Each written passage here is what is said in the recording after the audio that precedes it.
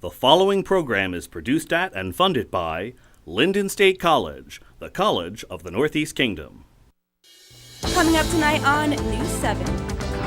Elections are just a day away and candidates were out making that final push. Cutting healthcare was the next step in the Fairpoint saga. Local employees have now been on strike for 16 days. 10-0, the St. Johnsbury Academy Hilltoppers are on a roll and on their way to the state championship. News 7 starts right now.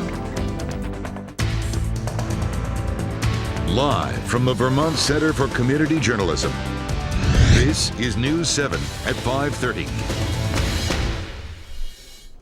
Good evening, I'm Taylor Young. Fairpoint employees have been on strike for a little over 2 weeks now. That's right, and the company still won't budge to negotiate the new contract. I'm Corlin Hanley, and in fact, the company actually cut off the strikers' health coverage as a whole. Strikers heard that the company would cut off their health insurance after October 31st if they remained on strike. With the coverage fully cut, strikers will now have to join health insurance under their spouse or find a new one altogether. Cobra and Marketplace are two options that employees are currently considering. It's unfortunate for a lot of families. It's going to get extremely expensive for them to pay for health insurance, and probably a lot of people aren't going to be able to at this point. So it's kind of frightening for a lot of the younger families especially. Bernie Sanders held a press conference last week asking that Fairpoint negotiate the contracts again with its workers. Vermont Health Connect is also one of the options for the Fairpoint strikers. Those who are insured by Cobra will be able to voluntarily drop the insurance company to get a plan through Health Connect during open enrollment. Enrollment will take place next week from November 15th until February 15th. Users may then be determined eligible for financial help as well as cost-sharing reductions. Those interested can apply online or over the phone. Two Republican candidates for House Representative sent a message to constituents accusing Democrats of attempting to take over your Medicare. John Madison and Valerie Mullen targeted Democratic Representatives Herb Russell, Dave Sharp, and Mike Fisher. According to Fisher, the misinformation isn't unfortunate, but attack ads do happen in the final days before elections. The Democratic Party accuses both Madison and Mullen of lying to Vermonters. And Bruce Bona was back at the Caledonian Courthouse today for a pretrial hearing. Bona is defending himself and is asking for his 21 misdemeanor charges of animal abuse and negligence to be dropped. Bona was arrested in March of this year after 21 horses were removed from his ranch in Lyndon. 3 horses were pronounced dead while 21 were found emancipated. His case was postponed and is scheduled for the week of November 16th. Power has been restored throughout Lyndonville after a car accident early Saturday morning. Vermont State Police say 23-year-old Joseph Galato drove into a utility pole in front of McDonald's on Route 5 around 12:30 a.m., knocking out power to numerous businesses and residents. Police say alcohol was a factor and Galato was arrested for DUI. He refused to provide a roadside breath sample and is set to appear in court on November 17th. We would also like to mention that Galato is a News 7 student meteorologist. Senator Patrick Leahy was out touring Railroad Street in St. Johnsbury today and voiced his opinion on the Democratic Party for this election. Senator Leahy said that Democrats are facing a tough battle because millions of dollars have been thrown against their candidates by anonymous groups. He hopes the party focuses on health care in the state as well as continuing to lower the unemployment rate. Senator Leahy is rooting for candidates both on the local and state level. I'm a native Vermonter. I'm hoping first and foremost all people I'm supporting here in Vermont do well. And then we'll see how the rest of the country does. There's some wonderful people I serve with in the Senate who are up for re-election. I hope they all come back. Senator Leahy will not be up for re-election until 2016, but he says working to clamp down on the NSA and making telephone record searches more transparent. Lieutenant Governor Phil Scott started his 14-county tour early this morning. The Republican started in Montpelier and eventually made his way to St. Johnsbury. Local politicians made their way into town to support Scott. State Senator Joe Benning, Representative Marty Feltus, and candidate Jansen Wilhoit, as well as others, were in attendance. If re-elected, Scott plans to work on creating a stronger economy and reducing dependence on government. Scott is running up against progressive Democrat Dean Corn and Marina Brown of the Liberty Union Party. Today is the last day before elections, and candidates were out campaigning before polls open tomorrow morning. Republican candidates gathered today on Railroad Street to honk and wave to encourage voter participation and discuss last-minute planning strategies. Hank Parker, chair of the Caledonian County Republican Committee, said candidate volunteers will be at the Caledonian County Republican Committee office tomorrow to call voters and urge them to head to the polls. And when people don't vote, they lose their opportunity to influence the issues and the people who represent them in their communities. So we are doing everything we can, doesn't matter who they vote for, but to urge people to exercise that privilege. Parker says the call center will be open late tomorrow morning and remain open until polls close. Connie Quimby was elected for state representative in 2012 and is currently running unopposed in this year's election. If re-elected, Quimby will be representing the town of Concord. She has been the primary sponsor of 55 bills as she served in her first term, focusing much of her efforts towards supporting war veterans and ordinary people in her district. If re-elected, she hopes to maintain being the voice of locals. I don't have any real agenda except try to help people in the Northeast Kingdom if I can. We are a very small cog in a large wheel, so whatever I can do to help the people here. Quimby says if she wins, it will mean another year of hard work, and she'll start by getting a feel of what's coming before the legislature year. And the race for Caledonia County Sheriff is now a two-candidate race. Independent Joel Pierce stated that he is no longer interested in becoming the Sheriff of Caledonia County. Pierce said he could run in the future but wants to develop his skills as a police officer. As a result, the race is now between Independent Danielle Kastruba and incumbent Dean Shatney. The winner will take office on February 1st. Due to a non-presidential voter turnout, rates could be low. According to the 2010 census, the voting population was less than 500,000 people. Those numbers are even less now. The Vermont Secretary of State's office shows that roughly 440,000 Vermonters are registered to vote in this upcoming election. Voter turnout rates are also expected to be lower due to a non-Senate year election. A Danville woman was granted a second absentee ballot, but it wasn't easy.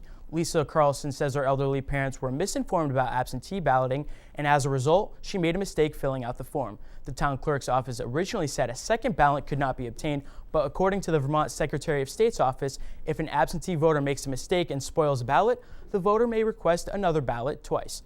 Linden Town Clerk Don Dwyer admits that the office made a mistake, but Carlson was the only voter affected.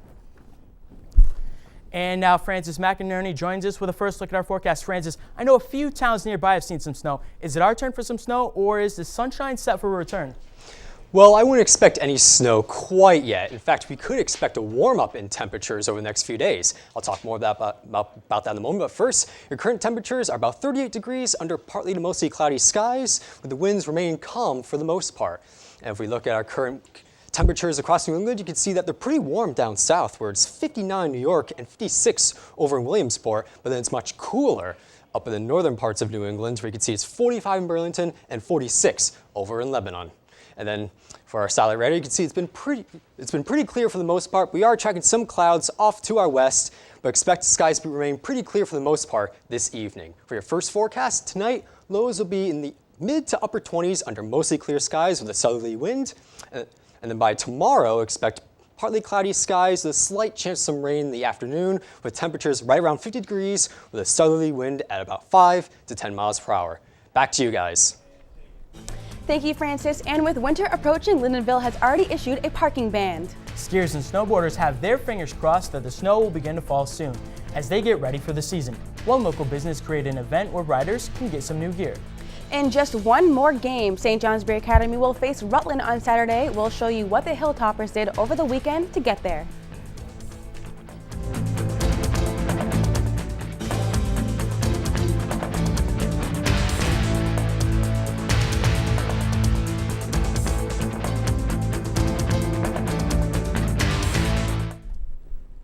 The Lyndonville Cemetery was damaged between Halloween night and Saturday. According to Chief Jack Harris, it is unknown at this time to who caused the damage, but believed it was a truck that drove over grass and gravestones. Lawn damages were reported, but not the damage done to the gravestones. If you have any information regarding the incident, please contact the Lyndonville Police Department at 802-626-1271. The annual parking ban in Lyndonville went into effect this weekend, and as soon as clocks hit midnight on Halloween, tow trucks hit the streets to do their jobs. But unlike previous years, village trustees did not warn the residents about the ban going into effect on November 1st. A total of 10 cars were towed, but were later released to the owner fine-free. The owner of the towing company says someone has to pay for the $100 fee per car towing cost. Because of miscommunication, a hearing will be held tonight to discuss the situation and who will pay the $1,000 due to the towing company. So it's just easier for everybody if everybody just follows the ordinance, and we don't have to do it. You know, unfortunately, we are contracted for it. If we don't do it, another company will. So, you know, unfortunately, the rules are the rules, and the rules are no parking, you know, during those winter parking ban hours. Alternative parking lots are behind the municipal building as well as the parking area in front of Asia on Depot Street. Vermont's largest hospital has seen a rise in heroin overdoses as well as other opiate drugs. Fletcher Allen Hospital reports the use of Narcan is more than usual, with 625 cases in the past year. Narcan is used to reverse the effects and save lives. Police and ambulance crews were recently trained and authorized to use the drug to treat overdoses. A campaign for Vermont report is questioning the efficiency of combining school districts. Last month, a research group released an analysis showing there is little to no connection between school district size, education spending, and student skill levels. Former Tax Commissioner Tom Pelham thinks there should not be reforms on educational funding based on myths. Pelham also believes that merging the school zone will not solve the problem. On the other hand, head of the House Committee on Education, Joanna Donovan, believes combining school districts will broaden opportunities for students. Scientists at the University of Vermont are conducting research and efforts to help maple syrup producers. The climate change could put the maple syrup season into jeopardy. Researchers want to understand producers' concerns and thoughts about the climate change and the effects it will have on their season. A questionnaire was sent out to sugar makers in northern Vermont, and producers are asked to complete the survey and return it by December 5th. Results will be released next year. The Peachum Corner Guild hosted their annual Christmas show this past weekend. News 7's Camille DeLongis checked in to see how they got in the holiday spirit. This weekend marked the 20th year of a tradition brought to Peachum by the Peachum Corner Guild.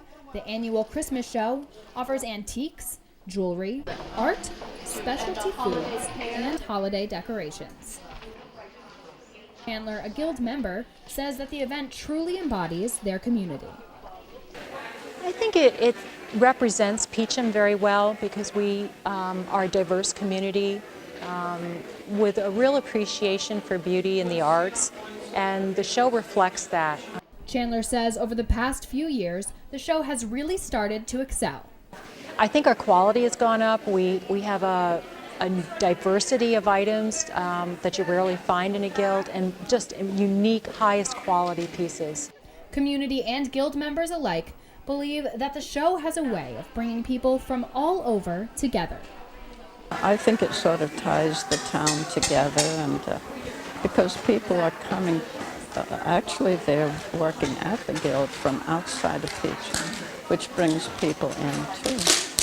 No, there's a lot of people in Peachum that travel all over the world, and they have family and friends, and it seems like we always have people from Germany, France, Italy. I mean, and it's really interesting to meet everyone. The Guild says hundreds of people come to the show each year, and it raises several $1,000s for local vendors. Reporting for the Vermont Center for Community Journalism, I'm Camille DeLongis in Peachum. If you missed the show, you can stop by the Guild's holiday shop from November 6th to December 7th, open on weekends from 10 to 5. And coming up in just a bit, Kingdom Trails closed for the winter yesterday, and they were pretty happy with how their season went. That's right, and we'll have highlights from the Division I football semifinals. The St. Johnsbury Academy is just one win away from the title. And how will those temperatures behave over the next few days? I'll have more on that after the break.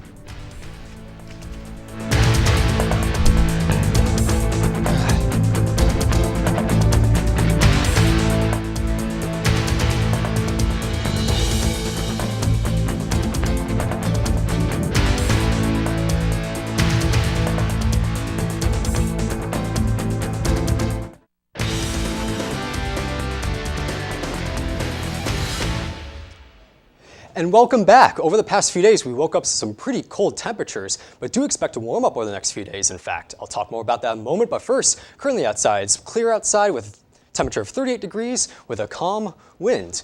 Today's highs got into about the 60s even down in New York City. You can see it got to 62 in New York City, about 58 in Hartford, but up north it got a little bit cooler for a high of 52 in Lebanon and 49 over in Burlington, Vermont.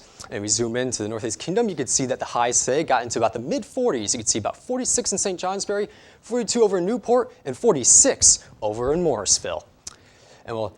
And for your current temperatures in the Northeast Kingdom, you can see that they're dropping a little bit in the upper 30s to about low 40s. You can see 42 in St. Johnsbury, 39 in Linville, and 36 over in Montpelier. And we zoom out, you can see the temperatures currently are still continuing to drop a little bit. It's about 46 in Lebanon, 57 in Hartford, and 54 over in Albany, New York.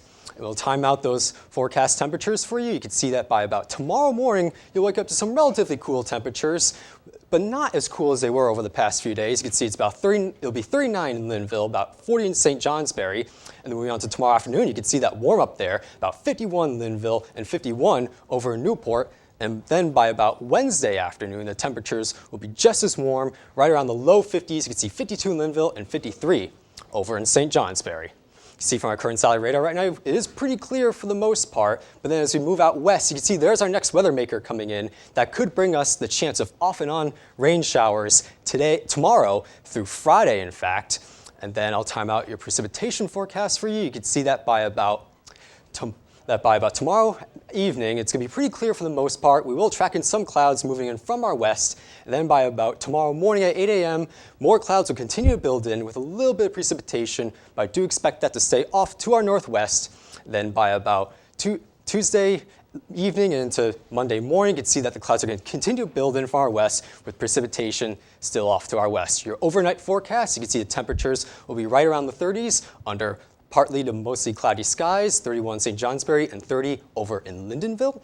And then by about tomorrow for your forecast, those temperatures will get up to the low 50s under mostly cloudy skies. You can see 50 in Linville and 51 over in St. Johnsbury. For your extended 7-day forecast, there's that off-and-on rain showers expected to continue on throughout the week from Tuesday on to Thursday. And then by Friday, expect a cool down, in fact, with those temperatures right around 40 degrees with a chance of rain showers, but then by this weekend, expect the temperatures to drop once more with very cool temperatures in the mid-30s under partly to mostly sunny skies. So after a pretty frigid weekend, it looks like, the warm weather's coming back at least for a little bit, and we can keep those winter jackets in the closet a little longer, huh? Yes, definitely. A little bit warmer, but then it'll cool down once again later on this weekend to the weekend. All right, cool. Well, thank you. All right, well, thank you, Francis. Kingdom Trail's 20th mountain biking season, which ran from May to November, came to a close yesterday. Kingdom Trail said while they sold the same number of day passes as last year, they saw a raise in trail memberships this year. Employee Connor Daly said that anywhere from 60 to 70,000 people accessed their trails this season. The business brings in about $400,000 to $600,000 in revenue a year. But Daly says that the most important thing is supporting the whole Northeast Kingdom. We probably estimate, this year, economic impact from just the mountain bike season is probably between, I would say between 5 and 7 million for the immediate area. For people, coming here, they go to the stores, they buy food, they stay in the local hotels or vacation rental, and that stays in the community, which we kind of look at more than our own money. The biking doesn't have to stop, though. Kingdom Trails has started to groom and allow access to selected trails for winter biking. The Killington Resort is now open to season pass and express card holders. The mountain has received a few inches of natural snow as snowmakers have been working at least 36 hours to get the trails ready for the winter season. The resort will be open to the public starting tomorrow. As the leaves begin to fall and temperatures dwindle, winter sport enthusiasts start looking at their gear to see if there is anything they are willing to swap. News 7's video journalist Kelly O'Brien has more on this annual bike tradition. There's no exact history of it, but we've talked to people who say that approximately 50 years now, this swap and the ski program have been going on, and so it's a long tradition. Helmets, ski poles, and snowboards were just a few of the items filling the Burketown School Gymnasium for this year's annual Burke Ski Swap. Each piece of equipment has its very own benefit. It makes skiing affordable for lots of families in the area. The most important thing is that it benefits the kids at the school, and they get to go skiing or ice skating or snowshoeing. And even when you thought that was enough, you were even going green. It's recycling equipment, and people have a good outlet for their old stuff. While walking around, you were even greeted by those who were working the event to see if you needed a little extra hand or some advice at whatever you were looking at. The people are really nice here. They're very generous, kind, all the stuff that you're looking for in a person. Help me out on finding a range from where your skis are supposed to be, like your nose to your chin. And after double checking and triple checking to make sure everything fit right, some were even leaving with some pretty cool stuff. Some boots and this helmet. While equipment is important, some feel it's still all about the ride. Well, it sort of lets all your emotions run free. You can go fast if you're angry, you can go slow if you're sad. You can do whatever you want on the mountain. It's not like there's no limit. Reporting for the Vermont Center for Community Journalism, I'm Kelly O'Brien in Burke. And a special thanks to all those who participated. And with playoffs underway, teams are being eliminated daily. Tonight, we've got a soccer matchup in the Granite State. And the St. Johnsbury Academy beat Essex on Saturday, and one player even scored their first career touchdown.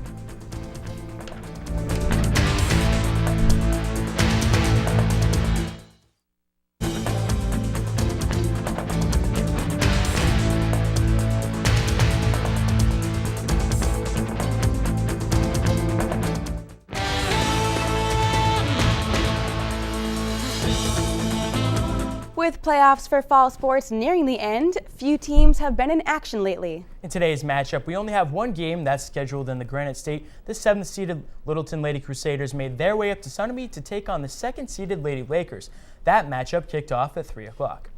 And St. Johnsbury Academy is on their way to the state championship for Division I football. The undefeated Hilltoppers will try to hand Middlebury their first loss of the season. And now you know that the Hilltoppers are one win away from being state champions. News 7's Camille DeLongis shows us how they fared in their latest matchup against Essex. The St. Johnsbury Academy Hilltoppers beat the Essex Hornets 26-6 in their semifinal game this weekend. The Hilltoppers are now headed to the state finals, and for that, their enthusiasm after the game was palpable. Oh, it's awesome. We've worked so hard, all the team, to get here, and it's just amazing. The Hilltoppers made their way into the end zone 3 times in the first quarter alone. One score thanks to quarterback Colton Hudson. That play right there was a big play to open up a little more from 14-0. That's just when I knew the game would be over. 20-0, in the first quarter, it was just a great feeling. Carlos Carrasco scored his first touchdown ever Saturday, and it was the last touchdown for the Hilltoppers in the fourth quarter. The Hornets made 1 touchdown near the end of the game, but the Hilltoppers still came out with an undefeated record. Coach Rich Alercio reflected on how the team got to where they are today. Their commitment to what we're doing, the buying into the culture that we've created where, they're in the weight room all the time. They're participating in 7-on-7 tournaments in the summertime. They've bought into everything we've asked them to do, and that leads to, with some good luck, a 10-0 season. The Hilltoppers said all they can do now is continue to practice to be stronger and faster when they take on Middlebury in the state finals. Reporting for the Vermont Center for Community Journalism, I'm Camille DeLongis in St. Johnsbury.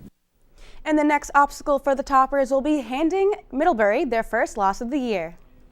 And now Francis McInerney joins us with the final look at the forecast. Francis, say you got some Halloween ornaments laying around or, anything outside. What do you think is the pick of the week to get outside? Well, the best time of the week to do that would probably be this weekend, because you can see from our 7-day forecast that by about this weekend on Saturday, it'll be about 37 degrees with pretty pleasant skies out there with mostly cloudy conditions, because as you can see, the rest of this week is looking pretty uncertain with off and on rain showers with temperatures in the low to mid-50s.